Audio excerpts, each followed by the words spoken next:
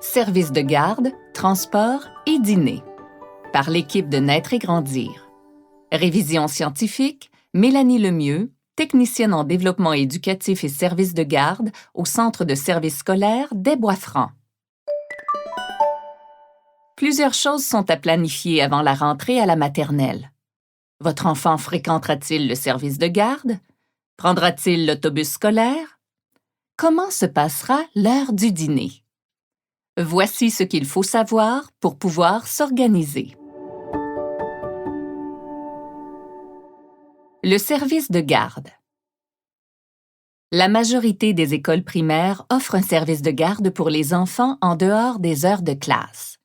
Il est possible d'y laisser son enfant le matin, généralement à partir de 6h30 ou 7h, le midi et en fin de journée, habituellement jusqu'à 18h. Si vous avez besoin du service de garde, vous devez y inscrire votre enfant, idéalement avant la rentrée scolaire, en juin ou au début août. Plusieurs écoles remettent les papiers nécessaires au moment de l'inscription à la maternelle.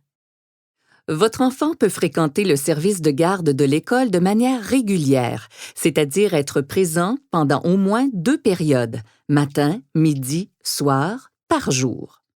Le tarif fixé par le gouvernement pour ce service était de 9,20 $ maximum par jour pour l'année 2023-2024. Si vous prévoyez envoyer votre enfant au service de garde seulement une période par jour, par exemple seulement après l'école, vous pouvez le faire. Le tarif pour une fréquentation occasionnelle, sporadique, est établi en fonction d'un taux horaire maximal fixé à 3,05 $ pour l'année 2023-2024. Le nombre d'enfants par éducatrice ou éducateur ne doit pas dépasser 17 pour les élèves de la maternelle 4 ans et 20 pour la maternelle 5 ans. Votre enfant y fera différentes activités pour favoriser son développement, comme du bricolage, des jeux libres et des activités dans la cour d'école. Le groupe de votre enfant sera sans doute composé seulement d'élèves de maternelle. Dans une petite école qui compte moins d'enfants, il arrive que les élèves de maternelle et de première année soient ensemble. Les effets scolaires. Même à la maternelle, il y a du matériel scolaire de base à acheter, comme des crayons, des gommes à effacer, de la colle et des cahiers pour dessiner et découper.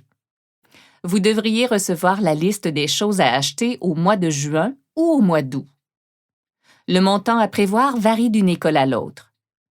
L'école doit toutefois fournir gratuitement la majorité du matériel utilisé, comme les mouchoirs, la peinture et la pâte à modeler.